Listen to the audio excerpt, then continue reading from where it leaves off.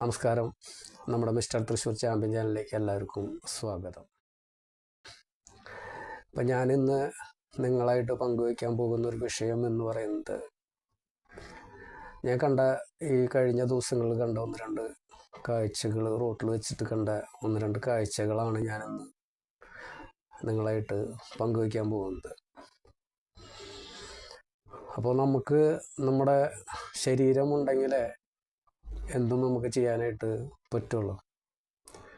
ഇപ്പോൾ ജിമ്മായാലും പഠിത്തമായാലും വേറെ ഏത് മേഖലയായാലും നമ്മളെന്ന് പറയുന്ന വ്യക്തി ഉണ്ടാവണം. അതായത് നമ്മുടെ ബോഡി സുരക്ഷിതമായിട്ടിരിക്കണം. അപ്പോൾ ബോഡി ഉണ്ടെങ്കിൽ നമുക്കതിൽ എൻജിൻ പണിയാനും അതുപോലെ എൻജിൻ്റെ പവർ കൂട്ടാനും ഒക്കെ പറ്റുള്ളൂ. ഇത് നമ്മളൊരു നടു റോട്ടിലൊക്കെ ചിലപ്പോൾ വിധിയുടെ ക്രൂരത കൊണ്ടാവാം, അതല്ലാന്നുണ്ടെങ്കിൽ നമ്മുടെ ശ്രദ്ധ കുറവ് കൊണ്ടാവാം, റോട്ടിൽ ജീവൻ പൊലിഞ്ഞു പോകുന്ന അല്ലെങ്കിൽ പകുതി ജീവനായിട്ട് ആശുപത്രി കിടക്കകളിലും വീടുകളിലൊക്കെ കിടക്കുന്ന ഒട്ടനവധി കേസുകൾ നമ്മൾ കണ്ടിട്ടുണ്ട്. അപ്പോൾ ഇതിനെ നമുക്ക് ഞാൻ ഈ കഴിഞ്ഞ ഒന്ന് രണ്ട് ദിവസം കണ്ടിട്ടുള്ള ചെറിയ റോട്ടിലുള്ള അപകടങ്ങൾ കണ്ടപ്പോൾ എനിക്കിതൊന്ന് നിങ്ങളായിട്ടൊന്ന് പങ്കുവെക്കണമെന്ന് തോന്നി. ഇപ്പോൾ ഒരു ജെയിംസ് ബോണ്ട് തിയറി ഉണ്ട്. ജെയിംസ് ബോണ്ട് സിനിമകൾ കണ്ടിട്ടുള്ള ആൾക്കാർക്ക് അറിയാം. അപ്പം അങ്ങനത്തെ സിനിമകളൊന്നും വരുന്നില്ല. എനിക്ക് അത്തരത്തിലുള്ള സിനിമകൾ കാണാനായിട്ട് ഇഷ്ടമാണ്. അപ്പോൾ ഈ ജെയിംസ് ബോണ്ട് സിനിമകളിൽ അല്ലെങ്കിൽ ജെയിംസ് ബോണ്ടിൻ്റെ ഒരു പ്രത്യേകത എന്ന് പറയുന്നത്, അതിലത്തെ ഒരു മെസ്സേജ് എന്ന് പറയുന്നത്, അദ്ദേഹം ചെയ്യുന്ന കുറേ കാര്യങ്ങളുണ്ട്, നമ്മൾ അതിശയിപ്പിക്കുന്ന കുറേ കാര്യങ്ങൾ ഉണ്ട്. അതിലുപരിയായിട്ട് അദ്ദേഹം ഏതൊരു സിനിമയിലും ഒരു ക്ലൈമാക്സിൽ ഒരു ഫൈറ്റും കാര്യങ്ങളൊക്കെ ഉണ്ടാവും, ഇംഗ്ലീഷ് ആക്ഷൻ സിനിമയിൽ. അതുപോലെ തന്നെ ബോണ്ടിനും ലാസ്റ്റ് ഒരു ഫൈറ്റ് ചെയ്യേണ്ട ഒരു സന്ദർഭം വരികയാണ്. അതെങ്ങനെ വിജയിച്ചേ പറ്റുള്ളൂ. അങ്ങനത്തെ ഒരു സിറ്റുവേഷൻ വരുമ്പോൾ ബോണ്ട് ആദ്യം പോയി ചെയ്യുക, ഇദ്ദേഹം ഒരു അപ്പോഴല്ല അതിന് മുന്നേ കണ്ടെത്തും. അതായത് ഇദ്ദേഹം ആദ്യം പോയിട്ട് അല്ലെങ്കിൽ അദ്ദേഹം പോയി ചെയ്യുക ഒരു എല്ലാ സാങ്കേതികകളും ഉള്ള ഒരു വണ്ടി, ഒരു വെഹിക്കിള്, അത് കാറോ അദ്ദേഹത്തിന് പറ്റിയ രീതിയിൽ ഉള്ള വണ്ടികളായിരിക്കാം. ഇത് അവിടെ തയ്യാറാക്കിയിട്ട് വെച്ചിട്ടുണ്ടാവും. അപ്പോൾ ഈ വണ്ടി എന്ന് പറയുന്നത്, ഇതിൻ്റെ ഉള്ളിൽ അദ്ദേഹത്തിന് ആവശ്യമായിട്ടുള്ള രീതിയിലുള്ള സംവിധാനങ്ങളൊക്കെ ഉണ്ടാവും. ഇത് ചിലപ്പോൾ നല്ല സ്പീഡിൽ പോകാൻ പറ്റും. ചിലപ്പോൾ പോയി റോഡ് അവസാനിക്കുന്ന ഒരു സ്ഥലത്താണെങ്കിൽ അവിടെ വെള്ളം കാര്യങ്ങളൊക്കെ ഉള്ളൊരു സ്ഥലമാണെങ്കിൽ അതിൽ ബോട്ടായിട്ട് പോകും. ഇനി അതല്ലാതെ ഒരു കൊക്കയാണ് റോഡ് അവസാനിക്കുന്ന അവിടെ നിന്നാണെങ്കിൽ അത് ചിലപ്പോൾ ഫ്ലൈ ചെയ്യും. ഇങ്ങനെയൊക്കെയുള്ള ഒരു വാഹനം ഇദ്ദേഹം തയ്യാറാക്കി വെച്ചിട്ടുണ്ടാവും. അതെടുത്തിട്ട് ഉപയോഗിക്കുക ചെയ്യാം. എന്നിട്ട് ആ സിറ്റുവേഷനനുസരിച്ച് ആളത് ഉപയോഗിക്കും. വെള്ളം വരുന്നിടത്ത് അതിന് ബോട്ടാക്കാനും, ഫ്ലൈ ചെയ്യുന്നിടത്ത് അത് പറപ്പിക്കുന്നിടത്ത് അത് പറപ്പിക്കാനും അദ്ദേഹം തയ്യാറായി. അങ്ങനെ എതിർപക്ഷത്തുള്ള ആളുകളെ ചിന്തിക്കുന്നതിൻ്റെ അപ്പുറമായിട്ട് ഇദ്ദേഹം ഈ വാഹനത്തിൽ കൂടി പോയിട്ടൊക്കെ അവരെ നശിപ്പിച്ച് കളയും. എന്നിട്ട് ആള് വിജയിക്കും. അപ്പോൾ ഇതിൽ നിന്ന് എനിക്ക് കിട്ടിയൊരു മെസ്സേജ് എന്ന് പറയുന്നത്, നമുക്കൊരു കംഫർട്ടായിട്ടുള്ളൊരു സാധനം അല്ലെങ്കിൽ ഒരു വാഹനം ആയിക്കോട്ടെ, വേറെന്തായിക്കോട്ടെ, നമ്മൾ എല്ലാം കൊണ്ടും കംഫർട്ടാണ്. അതിലില്ലാത്ത സംവിധാനങ്ങൾ ഉണ്ടാവില്ല. ഇപ്പോൾ ബോണ്ട് റോട്ടിൽ കൂടെ അത് പറപ്പിക്കുന്നില്ല. അദ്ദേഹം ഒരു കൊക്കയിലൊക്കെ വിടാൻ പോകുമ്പോഴാണ് ആ വാഹനം പറപ്പിക്കുന്നത്, താഴത്തേക്ക് വീണ് പതിക്കാതിരിക്കുക. അപ്പം നമുക്കൊരു പ്രത്യേക അതിശയോക്തി വരും. ആ ഹീറോ ചെയ്യുമ്പോൾ ആ ഹീറോനോട് പ്രത്യേക, അല്ലെങ്കിൽ ആ ഒരു സംഭവങ്ങളോട് ഒരു പ്രത്യേക ഒരു ആകർഷണത്വം നമുക്ക് തോന്നും. നമുക്കൊരു ഹാപ്പി ഉണ്ടാവും, വണ്ടി വീണ് തവിട് പിടിയില്ല എന്നൊക്കെ നമുക്ക് തോന്നും. അപ്പോൾ നമ്മൾ കംഫർട്ടായിട്ട് നമുക്ക് കിട്ടുന്ന കുറേ കാര്യങ്ങളുണ്ട്. ഇത് നമുക്ക് നല്ല രീതിയിൽ യൂസ് ചെയ്യാനായിട്ട് പറ്റണം. അപ്പോൾ ഇത് ഞാൻ പറഞ്ഞു വന്നതെന്ന് വെച്ച് കഴിഞ്ഞാൽ, നമുക്കിപ്പോൾ ആധുനിക രീതിയിലുള്ള ഫെസിലിറ്റീസോട് കൂടിയിട്ടാണ് നമുക്ക് വാഹനങ്ങൾ നമ്മുടെ നിരത്തിലേക്ക് വന്നുകൊണ്ടിരിക്കുന്നത്. ആ വരുന്നത് എന്താ വെച്ച് കഴിഞ്ഞാൽ, കമ്പനിക്കാർക്ക് ഓരോ ദിവസവും അത്രയും കോമ്പറ്റിറ്റീവായിട്ടുള്ള ഫീൽഡാണ് ഈ വാഹന വിപണനം എന്ന് പറയുന്നത്. അത് പിടിച്ചു നിൽക്കാനായിട്ട് എളുപ്പമല്ല. അപ്പോൾ ഇവർ എന്താ ചെയ്യുന്നത് വെച്ച് കഴിഞ്ഞാൽ, ഇവർ ഓരോ വാഹനങ്ങളും അല്ലെങ്കിൽ ദിനം പ്രതി ഈ വാഹനങ്ങളുടെ ഫീച്ചേഴ്സ് അല്ലെങ്കിൽ ഇതിൻ്റെ കംഫർട്ട് ആയിട്ടുള്ള കാര്യങ്ങൾ മെച്ചപ്പെടുത്താനുള്ള ശ്രമമാണ് ഇവർ ചെയ്തുകൊണ്ടിരിക്കുന്നത്. എന്നാലാണ് ഇവർക്ക് ആ ഫീൽഡിൽ പിടിച്ചു നിൽക്കാനായിട്ട് പറ്റുള്ളൂ. അപ്പോൾ നമുക്ക് തന്നെ ആദ്യം തന്നെ ഒരു വാഹനം എടുക്കാൻ പോകുമ്പോൾ നമുക്കറിയാമല്ലോ. ഇപ്പം ഞാൻ എയ്തർ എന്ന് പറഞ്ഞിട്ടുള്ള ഒരു സ്കൂട്ടറാണ് യൂസ് ചെയ്യുന്നത്. അപ്പോൾ ഇതിൽ അവർ ഫസ്റ്റ് തന്നെ അതിൽ തരുന്ന കുറച്ച് ഓഫറുകൾ ഇതുണ്ട്. നമ്മളെ ഇതാക്കാൻ വേണ്ടിയിട്ട്, പെട്ടെന്ന് ആകർഷണം കിട്ടാൻ വേണ്ടിയിട്ട് അവർ ചെയ്യുന്ന പറയും, ആക്സിലേറ്റർ കൊടുത്ത വഴിക്ക് 2 സെക്കൻഡിൻ്റെ ഉള്ളിൽ 90 കിലോമീറ്റർ സ്പീഡിലും. അപ്പോൾ അത്രയും അതിൻ്റെ സ്റ്റാർട്ട് ചെയ്തിട്ട് പോകുന്ന ആ ഒരു പവർ വളരെ കൂടുതലാണെന്നൊക്കെ പറഞ്ഞ് നമ്മളെ ഭയങ്കരമായിട്ട് അട്രാക്റ്റ് ചെയ്യും. അപ്പം ഞാൻ ഒരു ആക്റ്റീവ വണ്ടി ഓടിച്ചിരുന്ന ഒരാളാണ്. അപ്പോൾ അത് ഞാൻ ആക്റ്റീവയിൽ ഒരു 35, 40, 45, 50ൻ്റെ ഉള്ളിൽ എക്കണോമി സ്പീഡിലാണ് ഞാൻ ആ വണ്ടി ഓടിച്ചിരുന്നത്. ഞാൻ ഒരു ഹെവി ഡ്രൈവറാണ്, എക്സ്പീരിയൻസ്ഡ് ഡ്രൈവറാണ്. എന്നിരുന്നാൽ പോലും ഇത് ഞാൻ പറയാനുള്ള കാരണം എന്ന് വെച്ച് കഴിഞ്ഞാൽ, ഇപ്പോൾ ഞാൻ 1996 അത് ആദ്യം പരിചയപ്പെടുത്തണമല്ലോ, അതുകൊണ്ടാണ് അത് പറയുന്നത്. 1996 ഞാൻ ലൈസൻസ് എടുത്തിട്ടുള്ളത്. അവിടെ നിന്ന് അങ്ങോട്ട് നമ്മൾ 2 വീലർ, 3 വീലർ, ബാഡ്ജ്, 4 വീലർ, അതുപോലെ ഹെവി എക്സ്പീരിയൻസ്ഡ് ഡ്രൈവറാണ്. പിന്നീട് ഞാൻ അടുത്ത വീഡിയോകളൊക്കെ നിങ്ങളെ പരിചയപ്പെടുത്താം. ഞാൻ ഈ ബസ്, അതുപോലെ തന്നെ ഈ ലോറി സർവീസുകൾ, ഞങ്ങളുടെ തൃശ്ശൂരുള്ള ഗുഡ് ഷെഡിലുള്ള ലോറി സർവീസിൽ, അതുപോലെ റെഡിമിക്സിൻ്റെ വണ്ടി എന്നൊക്കെ പറയുമ്പോൾ ഏകദേശം ഒരു 12 വീലോളം വരുന്ന വണ്ടിക്കാണ് അവിടെ ഉള്ളത്.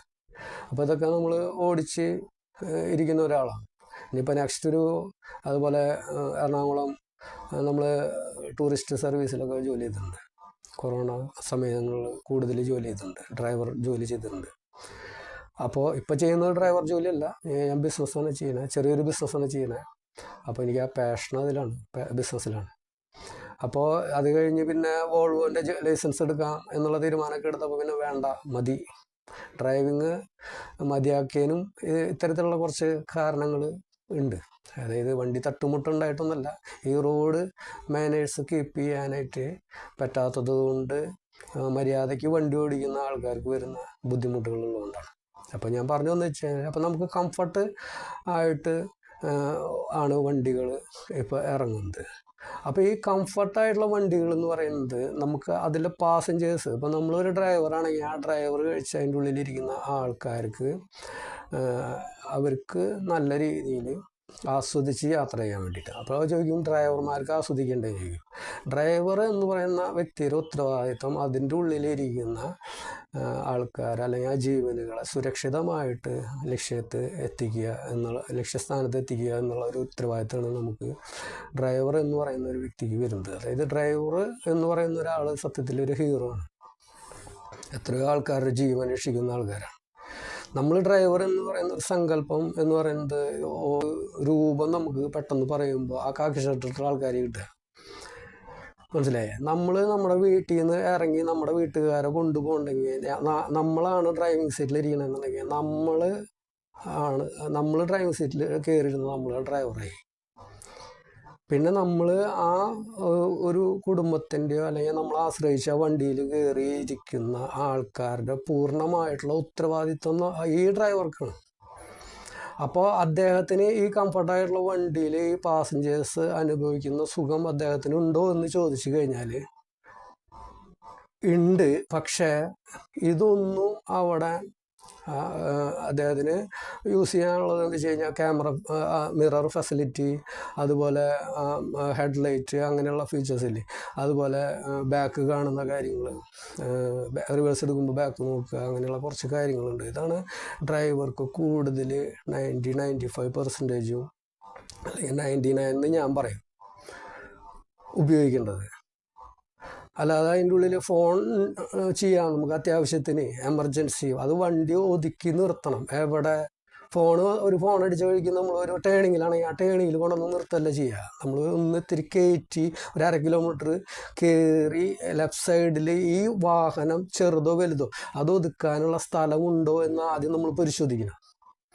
എന്നിട്ട് നമ്മൾ സൈഡാക്കി നിർത്തണം. അത് സൈഡാക്കി നിർത്തുമ്പോൾ നമ്മൾ നോക്കണം, അത് താഴ്ന്നതാണോ, കാനേരിക്ക് പോകുന്നതാണോ എന്നൊക്കെയുള്ള സ്ഥലം, സ്ലിപ്പറി ആണോ എന്നൊക്കെ നമ്മൾ നോക്കണം. എന്നിട്ട് വേണം നമ്മൾ സൈഡ് ഒതുക്കാൻ. നമ്മൾ ഈ വണ്ടി വരുമ്പോൾ അപ്പം തന്നെ ഒതുക്കല്ല, ഇതിലേക്ക് നമുക്ക് പിന്നെ വരാം. അപ്പോൾ നമുക്ക് ഈ കംഫർട്ടായിട്ടുള്ള വണ്ടി നമ്മൾ യൂസ് ചെയ്യുക എന്ന് പറയുമ്പോൾ, ഇപ്പോൾ 100-150 കിലോമീറ്റർ അല്ലെങ്കിൽ 300 കിലോമീറ്റർ സ്പീഡിൽ പോകുന്ന ഒരു വണ്ടിയായി നമുക്ക് അത് യൂസ് ചെയ്യേണ്ട ഒരു ആവശ്യം അവിടെ ഉണ്ടോ എന്നുള്ളത് നമ്മൾ പരിശോധിക്കണം ആദ്യം. നമ്മൾ റേസിങ്ങിനൊന്നല്ല പോകുന്നത്, 200 കിലോമീറ്റർ സ്പീഡിൽ പോകാനായിട്ട് നമ്മൾ റേസിങ്ങിനൊന്നല്ല പോകുന്നത്. അല്ലെങ്കിൽ പിന്നെ ഞങ്ങളുടെ അവിടുത്തെ ജിനൻ്റെ പോലെ ആയിരിക്കും, തൃശ്ശൂർ ജിനൻ എന്ന് പറഞ്ഞിട്ട് നിങ്ങൾ പരിശോധിച്ചറിയാൻ പറ്റും, ചോദിച്ചു. ഭയങ്കര റേസ് അതായത് 2 വീലർ റേസ്, സ്റ്റണ്ട് എന്നൊക്കെ പറയില്ലേ. അദ്ദേഹം അതേപോലെ തന്നെ വിൻ ചെയ്തിട്ടുണ്ട് ഓരോ മത്സരങ്ങൾ. അത് ഈ കോമ്പറ്റിറ്റീവായിട്ടുള്ള ഈ സ്ഥലങ്ങളിൽ പോയിട്ടാണ് റേസ് ചെയ്ത് നടന്നത്. ഞാൻ എൻ്റെ ജീവിതത്തിൽ എനിക്ക് 49 വയസ്സായി, ഞാൻ ഇതുവരെ തൃശ്ശൂരിൽ നിന്ന് ഞാൻ വേറൊരു സ്ഥലത്തേക്കും പോയി ഇങ്ങനെ കാലങ്ങളോളം ജീവിച്ചിട്ടൊന്നുമില്ല. ഞാൻ തൃശ്ശൂർ തന്നെ, കുറച്ച് നാൾ കണ്ണൂരും അവിടെയൊക്കെ ഉണ്ടായിരുന്നു കൊറോണ സമയത്ത്. ഈ സമയത്തൊന്നും ജിനൻ ഇങ്ങനെ പറത്തി തൂളി തൃശ്ശൂരുകാർക്ക് ഡിസ്റ്റർബ് ഉണ്ടാവുന്ന രീതിയിലൊന്നും തൃശ്ശൂരോടെ പോകണം ഞാൻ ഇതുവരെ കണ്ടിട്ടില്ല. എനിക്ക് നേരിട്ട് കാണണം എന്ന് ആഗ്രഹിച്ചിട്ടുള്ള ഒരാളാണ് ജിനൻ എന്ന് പറഞ്ഞ ഒരാൾ. അപ്പോൾ അദ്ദേഹം അവിടെ മാത്രമാണ് അത് ചെയ്യുന്നത്. അപ്പോൾ നിങ്ങൾക്ക് അങ്ങനെ ഒരു ഫെസിലിറ്റി ഉള്ള ഒരു വണ്ടി ഉണ്ട്, അത്രയും കംഫർട്ടായിട്ടുള്ള ഒരു വണ്ടി ഉണ്ട് എന്നുണ്ടെങ്കിൽ നിങ്ങൾ അത്തരത്തിൽ പോയിട്ട് റോട്ടിൽ ഈ റോഡ് മാനേഴ്സ് കീപ്പ് ചെയ്യാതെ മറ്റുള്ളവർക്ക് ബുദ്ധിമുട്ടില്ലാത്ത രീതിയിൽ പോയിട്ട് ചെയ്യാം. അല്ലെങ്കിൽ എന്താണ്ടാവുമെന്ന് വെച്ച് കഴിഞ്ഞാൽ നിരപരാധികളായിട്ട് വരുന്ന ആൾക്കാർക്ക് അവരൊന്നും അറിയാതെ വരുന്ന ആൾക്കാരായിരിക്കും. നമ്മൾ കൺട്രോളില്ലാണ്ട് പോയി ഇടിച്ചിട്ട് അവർക്കും അപകടമായി നമുക്കും അപകടമായി. അപകടം പറ്റി പിന്നെ പറയണ്ടല്ലോ. ഒരു ആശുപത്രിയിലേക്ക് നമുക്ക് പ്ലാൻ ചെയ്തിട്ട് പോകാൻ പറ്റും. നോർമൽ ഒരു അസുഖമാണെങ്കിൽ ഇന്ന ആശുപത്രിയിൽ പോയാൽ ഗവൺമെൻറ് ആശുപത്രിയിൽ പോയാൽ നമുക്ക് ഇത്ര കാശ് ചിലവുള്ളൂ. ഒരു അപകടം പറ്റി എടുത്ത് കഴിഞ്ഞ് കഴിഞ്ഞാൽ ആൾക്കാർ നമ്മളെ 100% രക്ഷിക്കാൻ നോക്കുക. അപ്പോൾ അവർ ഏറ്റവും അടുത്ത ഒരു പ്രൈവറ്റ് ഹോസ്പിറ്റലിലേക്ക് അല്ലെങ്കിൽ അങ്ങനെ ആക്സിഡൻറ്റ് വരുമ്പോൾ ചികിത്സ തരുന്ന ആശുപത്രിയിലേക്ക് ഫസ്റ്റ് കൊണ്ടുപോകാം. അപ്പോൾ അവിടെ ആകുമ്പോൾ ഇത്തിരി ഈ മേജർ കേസുകളാകുമ്പോൾ കുറച്ച് നമുക്ക് ഈ പൈസയുടെ കാര്യങ്ങളും അതൊക്കെ ഭയങ്കരമായിട്ട് നമ്മൾ ചിന്തിക്കുന്നതിനപ്പുറത്തേക്ക് പോകും. ചിലപ്പോൾ ജീവൻ രക്ഷിക്കാനും പറ്റില്ല. അപ്പോൾ നമ്മൾ ഈ കംഫർട്ട് എന്ന് ആയിട്ട് നമുക്ക് ഓരോ കമ്പനിക്കാരും നമുക്ക് ഇറക്കി തരുന്ന വണ്ടികൾ അവരുടെ ബിസിനസ്, അവരുടെ വിപണിക്ക് അവർക്ക് കീഴടക്കിയേ പറ്റുള്ളൂ, അല്ലെങ്കിൽ അവർക്ക് കോമ്പറ്റ് ചെയ്തേ പറ്റുള്ളൂ. അപ്പോൾ ഈ ഫെസിലിറ്റികൾ നമ്മൾ യാത്രക്കാർ എന്ന് പറയുന്ന വ്യക്തികൾ, നമ്മൾ അച്ഛനാവാം, അമ്മയാവാം, ചിലപ്പോൾ നമ്മുടെ കൂട്ടുകാരാവാം, ഇവർ അത് ഉപയോഗിക്കുന്നതിൽ തെറ്റില്ല. പക്ഷെ ഡ്രൈവർ എന്ന് പറയുന്ന ഒരു വ്യക്തിക്ക് ഒരു മികച്ച ഉത്തരവാദിത്വം ഡ്രൈവ് ചെയ്യുക. അത് എങ്ങനെ വളരെ നല്ല രീതിയിൽ ശ്രദ്ധിച്ച് ഈ കൂടെയുള്ള ആൾക്കാർക്ക് നമ്മുടെ ജീവനും വിലപ്പെട്ടതാണ്, മനസ്സിലായി. അപ്പോൾ അത് നഷ്ടപ്പെടാത്ത രീതിയിൽ വേണം നമ്മൾ ഓരോ ഇതും, അതായത് ഒരു ഫ്ലൈറ്റ് എങ്ങനെയാണോ പോവുക അതേപോലെ വേണം നമ്മൾ ഡ്രൈവ് ചെയ്യാനായിട്ട്. അതായത് first gear, second gear, third gear, top gear, fourth gear എന്ന് പറയാം. ഇപ്പം അതിലും കൂടുതൽ ഗിയറുള്ള വണ്ടികൾ വരുന്നുണ്ടെന്നുണ്ട്. ഞാൻ ഭാരത് ബെൻസ് ഓടിച്ചിറന്ന് അതിൽ 10 ഗിയറാണ്. അതായത് ഫസ്റ്റ്, സെക്കൻഡ്, തേർഡ്, ഫോർത്ത് കഴിഞ്ഞ് കഴിഞ്ഞാൽ ഒരു ഷിഫ്റ്റ് അങ്ങോട്ട് ഇങ്ങനെ ടിങ് എന്ന് പറഞ്ഞൊരു തട്ടിട്ടു റൈറ്റിലേക്ക്, ലെഫ്റ്റ് സൈഡിൽ നിന്ന് ഇങ്ങനെ റൈറ്റിലേക്ക് തട്ടി കഴിഞ്ഞ് കഴിഞ്ഞാൽ പിന്നെ ഗിയർ ഇങ്ങോട്ട് വന്ന് ഷിഫ്റ്റായിട്ട് പിന്നെ 5th, 6th, 7th, 8th അങ്ങനെ ഉള്ള ഗിയറുകളാണ്. 10 ഗിയറാണ് ആ വണ്ടിക്ക്. അപ്പോൾ അങ്ങനെ ഇറങ്ങുന്നുണ്ട്. അപ്പം നമ്മൾ ഇത് നമ്മളുടെ ഈ ഉത്തരവാദിത്വം വലുതാണ്. അപ്പോൾ നമ്മൾ ഈ ഫ്ലൈറ്റ് മോഡിൽ വേണം നമ്മൾ വണ്ടി ഓടിക്കാനായിട്ട്. അതാണ് അതിൻ്റെ ഒരു സിസ്റ്റമാറ്റിക്, അതാണ്. അല്ലാണ്ട് വണ്ടി എടുത്ത വഴിക്ക് പറഞ്ഞിട്ട് പോവല്ല. അതായത് ഫസ്റ്റ് ഇട്ട് നമ്മൾ സെക്കൻഡിലേക്ക് വന്നു, 57ലേക്ക് വന്നു. അത് റോഡിന് അനുസൃതമായിട്ട് വേണം നമ്മൾ ആ സ്പീഡുകൾ മെയിൻറ്റെയിൻ ചെയ്യാൻ. അതാണ് ഹീറോയിസം. മനസ്സിലായി? അല്ലാണ്ട് വണ്ടിയുടെ അവരുണ്ടാക്കി വെച്ചിട്ടുള്ള കംഫർട്ടിനനുസരിച്ച് നമ്മൾ വണ്ടി ഓടിക്കുക എന്നുള്ള പറയുന്ന ഒരു ഹീറോയിസം അല്ല. അത് വണ്ടിയുടെ ഇഷ്ടത്തിന് പോകുന്നതാ. നമ്മൾ കാലം കൊടുത്ത് അങ്ങോട്ട് പോകും. പക്ഷെ നമ്മൾ റോഡും കുട്ടികളും ആൾക്കാരും അല്ല, ഒരു കുട്ടി ഒരു ലെഫ്റ്റ് സൈഡിൽ ഏതെങ്കിലും ഒരു വീടിൻ്റെ ഉമ്മറത്ത് നിൽക്കണമെങ്കിൽ നമ്മൾ ഇവിടെ നിന്ന് നോക്കണം. അവനെ എപ്പോഴത് ഓടി റോഡ് ക്രോസ് ചെയ്യാൻ തോന്നുന്നതെന്ന് പറയാൻ പറ്റില്ല. അപ്പോൾ നമ്മൾ വണ്ടി അവരുണ്ടാക്കിയ തരുന്നതിനനുസരിച്ച് നമ്മൾ ഓടിക്കല്ല, നമ്മൾ റോഡിനനുസൃതമായിട്ട്. അത് കഴിഞ്ഞ് നമ്മളൊരു തിരക്കില്ലാത്ത ഹൈവേയിലേക്ക് വന്നു കഴിഞ്ഞാൽ നമുക്ക് എൻജോയ് ചെയ്യാൻ പറ്റുന്ന രീതിയിലുള്ള സ്പീഡ്, അത് കൺട്രോൾഡ് സ്പീഡായിരിക്കണം. കൺട്രോൾഡ് സ്പീഡിൽ നമുക്ക് എൻജോയ് ചെയ്യാൻ പറ്റുള്ളൂ. അല്ലാത്ത സ്പീഡിൽ നമുക്ക് എൻജോയ് ചെയ്യാൻ പറ്റില്ല. അല്ലാത്ത സ്പീഡിലൊക്കെ പോയി കഴിഞ്ഞാൽ മുടിയൊക്കെ ഇങ്ങനെ സ്പൈക്കായിട്ട് ഇങ്ങനെ നിൽക്കും. എന്താ വെച്ച് കഴിഞ്ഞാൽ ഇങ്ങനെ പിടിച്ചിട്ട് ഇങ്ങനെ വീഡിയോ ഗെയിം ചെയ്യണ പോലെ ഇങ്ങനെ വേറെ ഒന്നും ശ്രദ്ധയില്ല.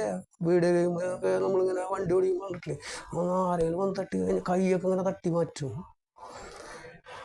അങ്ങനെ ഓടിക്കുമ്പോൾ എന്താണെന്ന് വെച്ചാൽ പിന്നിൽ നിന്നൊക്കെ ചിലപ്പോൾ പണ്ട് ഞങ്ങൾ ഇങ്ങനെ വണ്ടി ഓടിക്കുന്ന ആൾക്കാരാകുമ്പോൾ ബാക്കിൽ നിന്നൊക്കെ യാത്രക്കാർ ഇങ്ങനെ സുഖം പിടിച്ചിട്ട് ഓടിക്കുമ്പോഴേ ഗട്ടർ അറിയണില്ല, ഹമ്പൊക്കെ ഇങ്ങനെ പതുക്കെ അങ്ങനെ ചാടി ഇറങ്ങുള്ളൂ. മറ്റേ ഇപ്പൊക്കെ ഹമ്പ് ഇങ്ങനെ ചെത്തി കളയുന്നു ഹമ്പിനെ സ്പീഡിലേ. ആൾക്കാർ ടോപ്പിൽ തല വന്നിട്ട് ഇടിച്ചിട്ട് വീണ്ടും താഴ്ത്തു വന്നിരിക്കും. ആൾക്കാർക്ക് പണ്ടത്തെ പോലെ മുന്തിരിയും ബിസ്ക്കറ്റൊക്കെ എടുത്ത് തരാൻ മതി, എങ്ങനെയായാലും ഇത് ഇറങ്ങിയാൽ മതി എന്ന് വിചാരിച്ചിട്ട് പോവുക.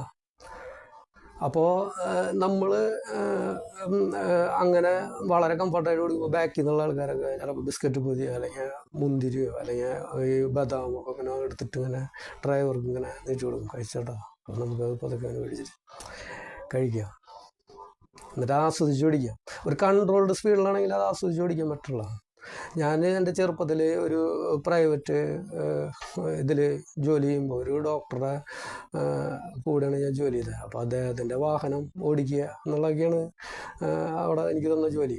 പക്ഷെ കൂടുതൽ അദ്ദേഹം വാഹനം ഓടിക്കാനും ഇതില്ല. ആൾക്ക് തന്നെ വാഹനം ഓടിക്കാന്ന് പറഞ്ഞു കഴിഞ്ഞാൽ ആള് അടിപൊളി സർജനാണ്, ആള് ന്യൂറോ സർജനാണ്, ആള് അടിപൊളി സർജനാണ്. അപ്പോൾ അതിലൊക്കെ ആൾ അടിപൊളിയാണ്. പക്ഷെ വാഹനം ഓടിക്കാന്ന് പറഞ്ഞാൽ ആൾക്കൊരു പ്രത്യേക ഒരു ഭ്രാന്താണ്. അന്നത്തെ കാലത്ത് ഹോണ്ട സിറ്റി, ഒരു മെറൂൺ കളറുള്ള ഹോണ്ട സിറ്റി ഞാൻ നോക്കിയപ്പോൾ, ഞാൻ ഒരു ദിവസം വീട്ടിൽ ചെന്ന് എടുക്കുമ്പോൾ ഒരു കുഴപ്പമില്ലാണ്ട് എടുക്കുന്ന വണ്ടിയാണ്. ലെഫ്റ്റ് സൈഡൊക്കെ ആകെ ചപ്പിളി ചിപ്പിളിയായിട്ട് എടുക്കുക, കറകുറേ. ഞാൻ ചോദിച്ചാൽ എന്താ സാറേ ഇത് പറ്റി? ഒരു ബസ്സിന് ഓവർടേക്ക് ചെയ്ത് പോയതാണ്. അതൊന്ന് ആലോചിക്കുക. അപ്പോൾ അങ്ങനെയുള്ള ഓടിക്കില്ലേ. അപ്പോൾ അദ്ദേഹത്തിൻ്റെ ഫാദർ ഒരു ദിവസം അതായത് അദ്ദേഹത്തിൻ്റെ പെങ്ങൾക്ക് പ്രഗ്നൻ്റാണ്. അപ്പോൾ ട്രീറ്റ്മെൻറ്റ്, അതായത് ഡെലിവറി ടൈം എറണാകുളം ഭാഗത്താണെന്ന് തോന്നുന്നുണ്ട്, കൃത്യമായിട്ട് ഓർമ്മയില്ല, വർഷങ്ങൾക്ക് മുന്നേ, 25 വയസ്സിലാണ്. അപ്പോൾ എറണാകുളം ഭാഗത്തേക്ക്, ആലുവ എറണാകുളമാണ്, അപ്പോൾ അവിടേക്ക് കൊണ്ടുപോകണം ഈ ലേഡീനെ, പെങ്ങളെ. അപ്പോൾ എന്നെ വിളിച്ചേ, അത് ആ രാകേഷനൊന്ന് വിടിട്ടാ, ആളെ നാളെ ഒന്ന് വിട്, എൻ്റെ ഒരു കാര്യമുണ്ടെന്ന് പറഞ്ഞിട്ട്. അപ്പോൾ ആളുടെ ഭാര്യ എന്നെ വിളിച്ചിട്ട് പറഞ്ഞു, രാകേഷന് ഒരു ഡ്യൂട്ടി ഉണ്ട് നാളെ, അങ്ങനെ ഇന്നാളെ കൊണ്ടുപോകണം എന്ന് പറഞ്ഞിട്ട്. ഞാൻ ഓക്കെ പറഞ്ഞു. ഞാൻ അപ്പം എൻ്റെ അടുത്ത് ആദ്യം തന്നെ പറഞ്ഞു, ഇങ്ങനെ ശരീരം അനങ്ങുമ്പോൾ ഒരു ചെറിയ പെയിനും കാര്യങ്ങളൊക്കെ ഉണ്ട്, അപ്പോൾ അതൊന്ന് ശ്രദ്ധിച്ച് പോകണം, അത്രേ പറഞ്ഞുള്ളൂ. വണ്ടി തൃശ്ശൂരിൽ നിന്ന് എടുത്തിട്ട് അവിടെ എത്തണ വരെ വണ്ടി ഒരു ഘട്ടം പറഞ്ഞില്ല. എല്ലാ വരുന്ന വണ്ടികൾക്കും മാന്യമായിട്ട് സൈഡ് കൊടുത്തു. ഒരു ഹോണോ തിക്കുന്നിരക്ക് അടിക്കാണ്ട് നമ്മൾ വളരെ നീറ്റായിട്ട് വണ്ടി ഓടിച്ച് അവിടെ എത്തിക്കഴിഞ്ഞു. എൻ്റെ ഡ്യൂട്ടിയൊക്കെ കഴിഞ്ഞ് പിറ്റേ ദിവസം എൻ്റെ അടുത്ത് പറഞ്ഞ വണ്ടി അവിടെ ഇട്ടിട്ട് വീട്ടിൽ പോയപ്പോൾ എനിക്ക് കൊണ്ടുവരുന്ന സമയത്ത് മാത്രം വന്നാൽ മതി എന്ന് പറഞ്ഞു. എനിക്ക് യാത്ര ചിലവെന്ന് പറഞ്ഞു. ഞാൻ വന്നു. തിരിച്ച് 2 ദിവസം കഴിഞ്ഞപ്പോൾ ആ ലേഡീനെ ഇവിടേക്ക് ഡെലിവറിക്ക് കഴിഞ്ഞതിന് ശേഷം ഞാൻ ഇവിടേക്ക് കൊണ്ടുവന്നാക്കുകയും ചെയ്തു. വലിയ കുഴപ്പമൊന്നും ഉണ്ടായിരുന്നില്ല, നല്ല സുഖപ്രസവവും കാര്യങ്ങളൊക്കെ ആയിരുന്നു, അതിൽ സന്തോഷവും. അങ്ങനെ ഇവിടെ കൊണ്ടുവന്നാക്കി കഴിഞ്ഞപ്പോൾ എൻ്റെ അടുത്ത് മാഡം പറഞ്ഞു, അച്ഛനൊന്ന് കാണാൻ ചെല്ലാൻ പറഞ്ഞിട്ടുണ്ടെന്ന് പറഞ്ഞു. അങ്ങനെ ഞാൻ ചെന്നപ്പോൾ അവിടെ ഒരു ആൾക്ക് തരാൻ പറ്റുന്നത്, ആള് എവിടേക്കായാലും യാത്രയ്ക്ക് പോകുമ്പോൾ ഉപയോഗിച്ചിരുന്നൊരു ബാഗ്, ഒരു ചുവന്ന കളറ് ഇങ്ങനെ വലിച്ചു കൊണ്ടുപോയില്ലേ. അപ്പം ഞാനത് ഈ എയർപോർട്ടിലൊക്കെ അങ്ങനെ ആൾക്കാർ വലിച്ചു കൊണ്ടുപോകണമാണ് കണ്ടിട്ടുള്ളത്. എയർപോർട്ടിൽ നമ്മൾ പോയിട്ടല്ല, അങ്ങനെ ചില സാഹചര്യങ്ങളിൽ പുറത്തുനിന്ന് അങ്ങനെ കാണാറുണ്ട്. അപ്പോൾ അങ്ങനത്തെ ഒരു ബാഗ് ഇങ്ങനെ വലിച്ചു കൊണ്ടുപോകണ ബാഗ് കൊണ്ടുവന്നിട്ട് എനിക്ക് തന്നു. ഇത് കയ്യിൽ വെച്ചിട്ടാണ് തന്നിട്ട്. അങ്ങനെ 1-2 കാര്യങ്ങളൊക്കെ എനിക്ക് കയ്യിൽ തന്ന് എന്നെ അവിടെ നിന്ന് വിട്ടു. കഴിഞ്ഞില്ല. അത് കഴിഞ്ഞിട്ട് എന്നെ മാഡം വിളിച്ചിട്ട് പറയാം, നേരിട്ട് കണ്ടപ്പോൾ പറയാം, അതേ രാകേഷിനെ പൊതുവെ ഇഷ്ടമാണ് അച്ഛന്, അതുകൂടാണ്ട് ഡ്രൈവിങ് നല്ല ഇഷ്ടമായി. അടിപൊളി ഡ്രൈവിങ് ഉണ്ട്, സേഫ്റ്റി ആയിട്ട് അതിൻ്റെ ഉള്ളിലിരിക്കുകയാണ് സമാധാനത്തിൽ. അതേസമയം ഞാൻ ഡോക്ടറെ പേര് പറയാനില്ല, ഡോക്ടർ അതായത് മകൻ്റെ കൂടെയാണ് യാത്ര ചെയ്യുന്നത്, അല്പസ്വല്പം പോലും സമാധാനം ഉണ്ടാവില്ല എന്ന്. ആവശ്യമില്ലുള്ളടത്തും ഇല്ലാത്തടത്തൊക്കെ സ്പീഡ് കൂട്ടിയിട്ട് പോകും. അപ്പോൾ സ്വന്തം വീട്ടുകാർക്ക് പോലും ആശ്രയിക്കേണ്ടി വരുന്നത് മറ്റൊരു നല്ല രീതിയിൽ വണ്ടി ഓടിക്കുന്ന ഒരു ഡ്രൈവറാണ് ആശ്രയിക്കേണ്ടി വരുന്നത്. സ്വന്തം മോനാന്ന് പറഞ്ഞിട്ട് കാര്യമില്ല, വണ്ടി ഓടിക്കുമ്പോൾ വിശ്വാസമില്ല, ബാക്കി എല്ലാ കാര്യത്തിലും വിശ്വാസമാണ്. ഒരു ഡോക്ടറുടെ പേരിലൊക്കെ അടിപൊളി. അപ്പോൾ ഞാനത് പറഞ്ഞ് ഞാൻ കൂടുതൽ നീണ്ടു പോകുന്നില്ല. അപ്പോൾ നമുക്ക് കിട്ടിയിട്ടുള്ള അവസരം എന്ന് പറയുന്നത്, കംഫർട്ടായിട്ട് നമുക്ക് കിട്ടിയുള്ള അവസരം നമ്മൾ നല്ല രീതിയിൽ യൂസ് ചെയ്യാൻ വേണ്ടിയിട്ടാണ്. ഈ ജെയിംസ് ബോണ്ടിൻ്റെ പോലെ ആവശ്യമുള്ള നേരത്തെ ലൈറ്റ് ഇടുക. അപ്പം എല്ലാ വണ്ടികൾക്കും ലൈറ്റ് ഉണ്ട്, അതല്ല ഞാൻ പറയുന്നത്. ഞാൻ ഉദാഹരണം പറയാം, ആവശ്യമുള്ള നേരത്തെ ആക്സിലേറ്റർ കൊടുക്കുക, സ്പീഡ് കൂട്ടുക. ആക്സിലേറ്റർ കൊടുക്കുക എന്ന് പറഞ്ഞാൽ ആക്സിലേറ്റർ കൊടുക്കേണ്ട വണ്ടി പോയില്ല, അല്ല ഞാൻ പറയുന്നത്. ആവശ്യമുള്ള നേരത്തെ സ്പീഡ് കൂട്ടുക, ആവശ്യത്തിന് കുറയ്ക്കുക, ബ്രേക്ക് ചെയ്യേണ്ടവർക്ക് ബ്രേക്ക് ചെയ്യുക. അത് ഹീറോയിസാണ്. ഒരാൾ ക്രോസ് ചെയ്യാൻ നടക്കുമ്പോൾ നമ്മളിങ്ങനെ വന്നിട്ട് പോണേ അങ്ങനെയല്ല, ചവിട്ടി നിർത്തി അവിടെ കൊടുക്കുക. ഗൾഫിലൊക്കെ അങ്ങനത്തെ സിസ്റ്റം എന്ന് പറഞ്ഞാൽ എനിക്കത് കാണാൻ വേണ്ടി ഒരു വട്ടം ഗൾഫിൽ പോകണമെന്നൊരാഗ്രഹമുണ്ട്. അത് ഞാൻ ബോഡി ബിൽഡിങ് കോമ്പറ്റീഷൻ ആയിട്ട് ബന്ധപ്പെട്ടിട്ട് ദൈവം സഹായിച്ചിട്ട് ഞാൻ ഗൾഫിലേക്ക് പോകണമെന്നാണ് എൻ്റെ ആഗ്രഹം. അങ്ങനെ പോകുമ്പോൾ ഞാൻ 1-2 ദിവസം അവിടെ നിന്നിട്ട് അവിടുത്തെ ഈ വക കാര്യങ്ങളൊക്കെ ഒന്ന് നോക്കിക്കണ്ട് ആസ്വദിക്കും. എങ്ങനെയാണ് ഈ സീബ്ര ലൈനിന് മുന്നേ വണ്ടി നിർത്തുന്നത്, ആൾക്കാർ ക്രോസ് ചെയ്തതിനു ശേഷം വണ്ടി എടുക്കുന്നത്. അതൊക്കെ ഇവിടെ ഞാൻ ഓരോരുത്തരും ഒന്ന് പറയുമ്പോൾ കേൾക്കുമ്പോൾ പുതിയവ കാണാനായിട്ട്. നമ്മുടെ നാട്ടിൽ കാണാൻ പറ്റാത്ത കാര്യങ്ങളാണ് ഇതൊക്കെ. ഇപ്പോൾ ബ്രേക്ക് ചെയ്യുക, ഒരാൾ ഒരു വണ്ടി ഇപ്പോൾ ഇത് കൂടുതൽ പറഞ്ഞു കഴിഞ്ഞാൽ വലിയൊരു ഇതായൊരു വീഡിയോ ആയിട്ട് മാറും. എന്നാലും എനിക്കത് പറഞ്ഞു വരുമ്പോൾ പറയാതിരിക്കാൻ പറ്റില്ല. നമ്മളിപ്പോൾ ഒരു കാറും കൊണ്ട് ഒരു ചെറിയ വഴി കൂടെ പോവുകയാണെങ്കിൽ നമുക്ക് വലിയ അർജൻറ്റിലേക്ക് ബാക്കിൽ ചിലപ്പോൾ ഒരു 2 വീലർ വരുന്നുണ്ടാവും. നമ്മളൊന്ന് സൈഡാക്കി കൊടുത്താൽ ഒരു ചെറിയൊരു ഗ്യാപ്പ് മതി അവന് പോകാനായിട്ട്. അങ്ങനെ പൊക്കോളും. 2 വീലറല്ലേ, നമുക്ക് ബ്ലോക്ക് ഉണ്ടാക്കില്ലല്ലോ. അതിന് വരെ നമ്മൾ സൈഡ് കൊടുക്കുന്നില്ല. ഇപ്പോൾ നമ്മൾ ഫസ്റ്റ് എന്നുള്ള ചിന്താഗതി. ഈ ഫസ്റ്റ് എന്ന് പറയുന്ന എല്ലായിടത്തും ഗുണം ചെയ്യില്ല. ഫസ്റ്റ് എന്ന് പറയുന്നത് ചില സ്ഥലങ്ങളിൽ മാത്രമേ ഗുണം ചെയ്യുള്ളൂ. അപ്പോൾ നമ്മൾ ഫസ്റ്റ് ഇപ്പോൾ ഒരു 5 ആൾ കൂടിയിട്ട് വെറുതെ ബൈക്കുമ്മ ഒരു സ്ഥലത്തേക്ക് ടൂറ് പോയി. അപ്പോൾ ഇവർ വിചാരിക്കണേ ഞാൻ ഇവരെക്കാളൊക്കെ മുന്നേ ഞാനെത്താം. കോമ്പറ്റീഷനൊന്നുമല്ല, അങ്ങനെ പെടോട് പെടാ. അപ്പോൾ ഒരാൾ ഓടിക്കുമ്പോൾ മറ്റൊരു തോന്നി അടിച്ചു പൊളിക്കുക. അപ്പോൾ ഇവനെ കടത്തണ്ടായത് കൂട്ടുകാരന്മാരാണ് പോണേ. എന്നിട്ട് ആ പോണോടത്ത് എത്തിയില്ല, ആക്സിഡൻ്റ് ഉണ്ടായി. ഒരാൾക്ക് പറ്റിയ പോരെ, ആ ട്രിപ്പ് പൊട്ടിയ. അപ്പോൾ അവിടെ ഫസ്റ്റ് എന്ന് പറയുന്ന കാര്യത്തിന് നമ്മൾ വാശി പിടിച്ചിട്ട് വല്ല കാര്യമുണ്ടോ? അതേസമയം നമ്മൾ ഫസ്റ്റ് എന്ന് പറയുന്ന ചില കാര്യങ്ങളുണ്ട്, ചില സ്ഥലങ്ങളുണ്ട്, അവിടെ നമുക്ക് ഫസ്റ്റ് കിട്ടിയേ പറ്റുള്ളൂ. അപ്പോൾ അനാവശ്യം ഉള്ള സ്ഥലങ്ങളിൽ നമുക്ക് ഫസ്റ്റിൻ്റെ യാതൊരു ആവശ്യമില്ല. ഇപ്പം ഞാൻ ആരാധിക്കുന്ന വ്യക്തി ബോഡി ബിൽഡിങ്, അതിൽ കെവിൻ ലെവറോണി എന്ന് പറഞ്ഞിട്ടുള്ള ആൾ ഒരു ഒളിമ്പിയ പോലും അടിച്ചിട്ടില്ല. പക്ഷെ എനിക്ക് എന്ത് ഇഷ്ടമാണെന്നറിയോ ആളെ. എന്താ കാരണം? ഈ ജയ് കട്ട്ലറും റോണി കോളമനും പോലെയുള്ള ആൾക്കാരുടെ കൂടെ, ആൾ മോശമല്ല, ഈ കെവിൻ ലെവറോൺ എന്ന് പറഞ്ഞാൽ ഇവരെ ഒപ്പം തന്നെയാണ്. അല്ല ഞാൻ പറയാം, ഇവരുടെ കൂടെയാണ് മത്സരിക്കുന്നത്. ഒരു സമയം പോലും ഒളിമ്പിയ അടിക്കാൻ പറ്റിയില്ല, സെക്കൻഡും ഒക്കെ ആയിട്ടാണ് വന്നത് ചില മത്സരങ്ങളിൽ. എന്നിട്ട് എന്താ ആളോടുള്ള താല്പര്യം? ഞാൻ എൻ്റെ റൂമിൽ ഫോട്ടോ വയ്ക്കുകയാണെങ്കിൽ ഒരു ബോഡി ബിൽഡർ എന്നുള്ള രീതിയിൽ ഏറ്റവും ഫസ്റ്റ് വയ്ക്കുന്ന ഫോട്ടോ കെവിൻ ലെവറോണിലായിരിക്കും, ചില്ലിട്ട് വയ്ക്കുന്ന ഫോട്ടോ. അല്ല എനിക്കൊരു ജിം ഉണ്ടാവുകയാണെങ്കിൽ ഞാൻ അതിൽ കെവിൻ ലെവറോണിൽ എന്തായാലും ഫോട്ടോ വയ്ക്കും. ലെജൻഡാണ്. സെക്കൻഡ് എത്തി എന്ന് പറഞ്ഞിട്ട് നമുക്ക് ലെജൻഡ് അല്ല എന്ന് പറയാൻ പറ്റുമോ? ഇവരോടൊത്ത് കടുത്ത മത്സരം പങ്കെടുത്തുള്ള ആളാണ്. അപ്പം നമുക്ക് ഫസ്റ്റ് സെക്കൻഡ് എന്നല്ല, ആവശ്യമുള്ള നേരത്ത് മാത്രം. നമ്മൾ കോമ്പറ്റീഷനൊന്നുമല്ല പങ്കെടുക്കണം റോട്ടിൽ കൂടെ പോകുമ്പോൾ. അപ്പോൾ ഇത് ഞാൻ പറയാനുള്ള കാരണം എന്താ വെച്ച് കഴിഞ്ഞാൽ, ഇപ്പോൾ 2 ദിവസം ആയിട്ട് ഞാൻ വരുന്ന സമയത്ത് ഇപ്പോൾ ഒരു സ്ഥലത്ത് ഇപ്പം ഞാൻ അതിൻ്റെ ഒരു ഇത് ഞാൻ ഷോർട്സിൽ ഇട്ടിട്ടുണ്ട്. കണ്ടപ്പോൾ ഒരു വണ്ടി, ഒരു കാറ് വന്ന്, ഇപ്പോൾ ഈ മുണ്ടത്തിക്കോട് 2 ദിവസം മുന്നേ നടന്നതാണ്. ഒരു കാറ് വന്ന്, മഹേന്ദ്രയുടെ വണ്ടി പുത്തൻ കാറാണ്, ഒരു ട്രാഫിക് ബ്ലോക്ക് വലിയ വഴിയില്ലേ. ഞാൻ നോക്കുമ്പോൾ അടിച്ച് പൊളിച്ച് വന്നിട്ടാന്ന് തോന്നുന്നുണ്ട്. എനിക്ക് അങ്ങനെ പറയാൻ പറ്റുള്ളൂ. ഇനി എന്താ ഉണ്ടായെന്നുള്ളത് അവർക്ക് തന്നെ അറിയുള്ളൂ. വേറൊരു വണ്ടി ഇടിച്ചിട്ടുള്ള പാടുകളൊന്നും കാണാനില്ല. വന്ന് റോഡിൻ്റെ സൈഡിൽ വരുന്ന ഒരു ചെറിയൊരു പാലമുണ്ട്, ചെറിയ ഇങ്ങനെ ചാല് പോലെ വെള്ളം പോണ പാലമുണ്ടല്ലോ, അതൊക്കെ ഇടിച്ച് തെറിപ്പിച്ച് വണ്ടി വന്നൊരു മരത്തും ഇടിച്ചിട്ട് അതിൻ്റെ ബാക്ക് മറ്റേ ഒരു വീടിൻ്റെ മതിലിൻ്റെ മുകളിൽ കയറിയിരിക്കുക, ഇങ്ങനെ എടുത്ത് വെച്ച പോലെ ഇരിക്കുക. എന്നിട്ട് ഈ പാലത്തിൻ്റെ ഇതൊക്കെ ഇടിച്ചിട്ട് വീടിൻ്റെ ഉള്ളിലേക്ക്, അവിടെയാണെങ്കിൽ ഒരു കാർന്നവർ നടന്നു ഈ വണ്ടി വന്ന സ്ഥലത്ത്. ഒരു 5 മിനിറ്റ് നേരത്തെ എണീറ്റ് പോയുള്ളൂ എന്ന് പറഞ്ഞു. അപ്പോൾ അയാൾ പോലും ഈ ദുരന്തത്തിൽ പെട്ടാണ്. പിന്നെ എന്തോ ഒരു ഭാഗ്യത്തിന് വണ്ടിയിലിരുന്ന ആൾക്കാർക്കൊന്നും പറ്റിയില്ല എന്ന് പറയുന്നുണ്ട്, ദൈവത്തിൻ്റെ അനുഗ്രഹം. അപ്പോൾ ഏറെക്കുറെ ഞാൻ ഇതിൻ്റെ കാര്യമല്ല പറഞ്ഞത്, ഏറെക്കുറെ സ്പീഡുമ്മയാണ് ഇതൊക്കെ സംഭവിക്കുന്നത്.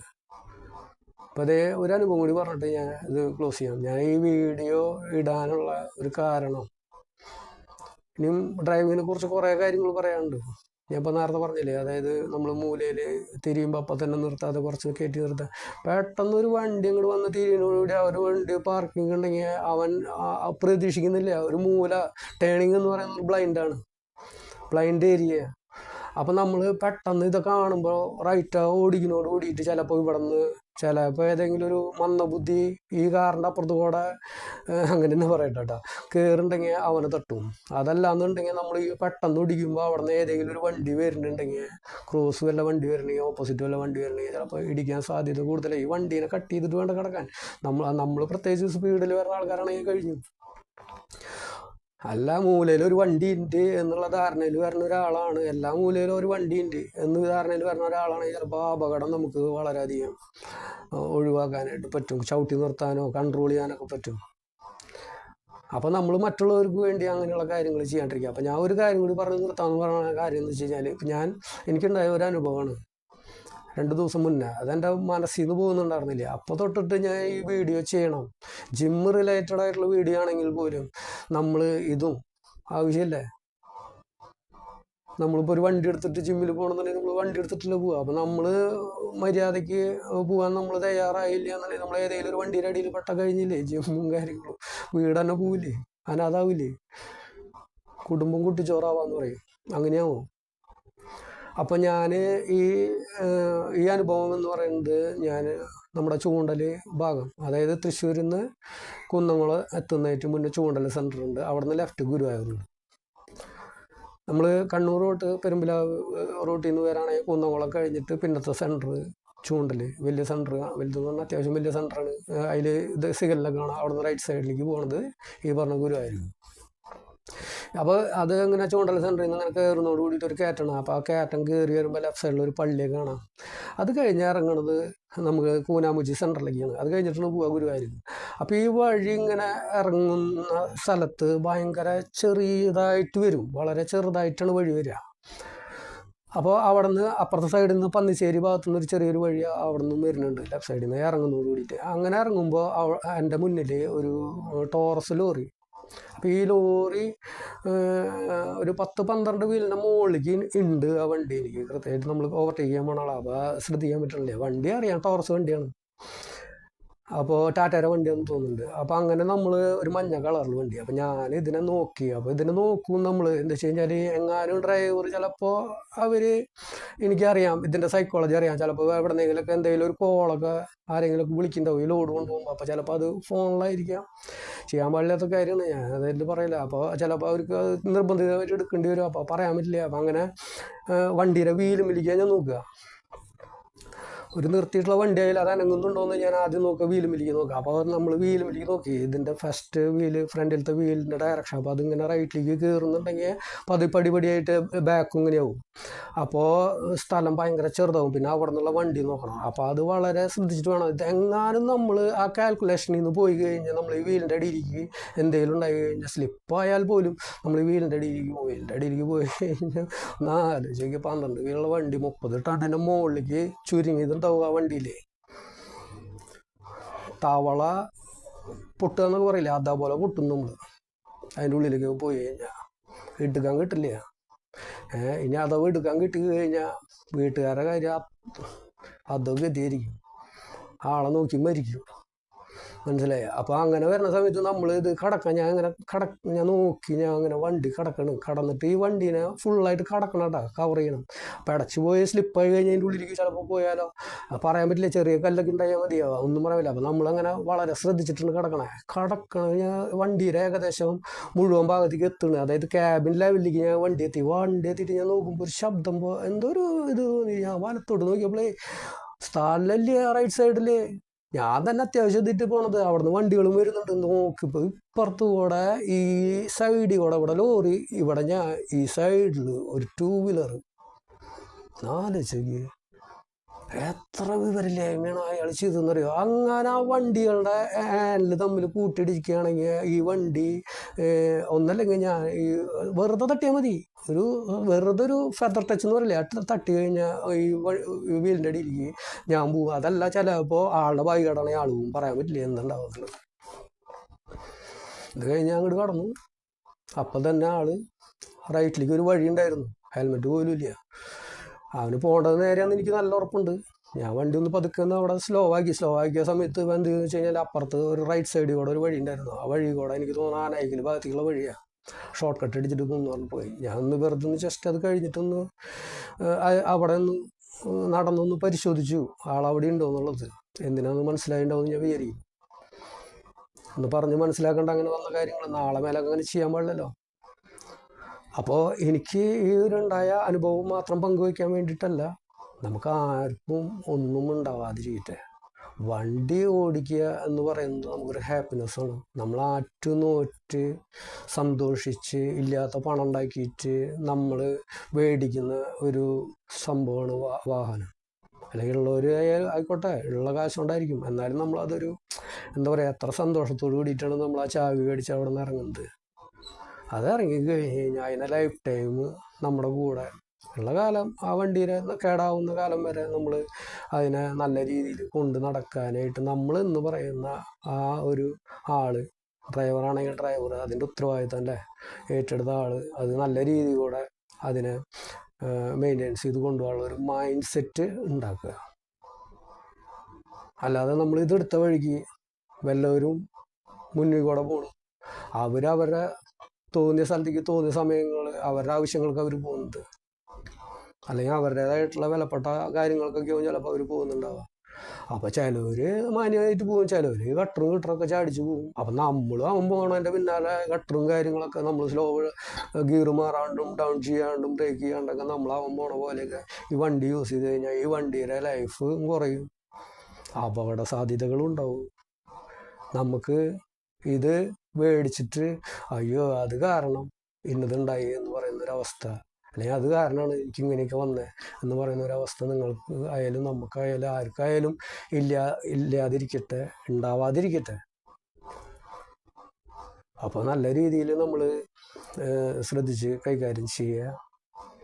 അപ്പോൾ വീണ്ടും നമുക്ക് അടുത്ത ഇതേപോലെ ചെറിയ വിഷയങ്ങളായിട്ട് അടുത്ത വീഡിയോയിൽ നമുക്ക് കാണാം. അപ്പം എല്ലാവരും സന്തോഷപൂർവ്വം ഇരിക്കട്ടെ, ആർക്കും ഒന്നും ഒരു അപകടങ്ങളും ഇല്ലാതിരിക്കട്ടെ. എല്ലാവരും നല്ല രീതിയിൽ ജിമ്മിന് പോകുന്ന ആൾക്കാരാണെങ്കിൽ നിരന്തരമായിട്ട് ജിമ്മിന് പോവുക.